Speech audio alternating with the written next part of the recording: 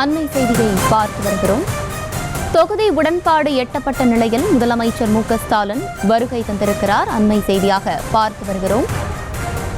கூட்டணி கட்சிகளுடன் தொகுதி உடன்பாடு எட்டப்பட்ட நிலையில் கையெழுத்திட முதலமைச்சர் மு.க.ஸ்டாலின் வருகை தந்திருக்கிறார். கூடுதல் விவரங்களோடு இணைகிறார் செய்தியாளர் பாரிகார்த்திக். பாரிகார்த்திக், மேலும் விவரங்கள். வணக்கம். தற்போது கூட்டணி பேச்சுவார்த்தை முடிவுற்ற நிலையில் தற்போது 2 கட்சிகளுடனான ஒப்பந்தம் சற்று நேரத்தில் கையெழுத்தாக இருக்கிறது. குறிப்பாக ஏற்கனவே நம்ம கூறியபடி இன்று மாலை முதல்கட்ட பேச்சுவார்த்தையில் ஈடுபட்ட IUML, அதே போல கொங்கு நாடு மக்கள் தேசிய கட்சி என 2 கட்சிகளுக்குமான பேச்சுவார்த்தை முடிவற்ற நிலையில் தற்போது அந்த ஒப்பந்தமானது கையெழுத்திட இருக்கிறது.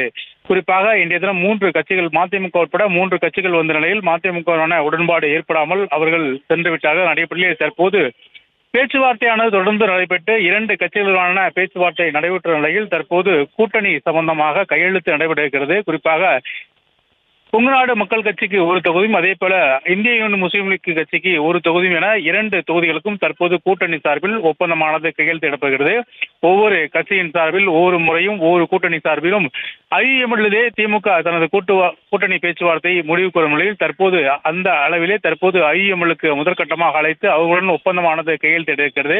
IUMLை பொறுத்த வரைக்கும் ராமநாதபுரம் 1 தொகுதி மட்டுமே மக்களவையில் கேட்டு, மாநிலங்களவையில் 1 தொகுதி என 2 இடங்கள் கேட்ட நிலையில் தற்போது அதற்கான கூட்டணி பேச்சுவார்த்தை முடிவடைந்த நிலையில் தற்போது ஒப்பந்தமானது கையெழுத்திட இருக்கிறது.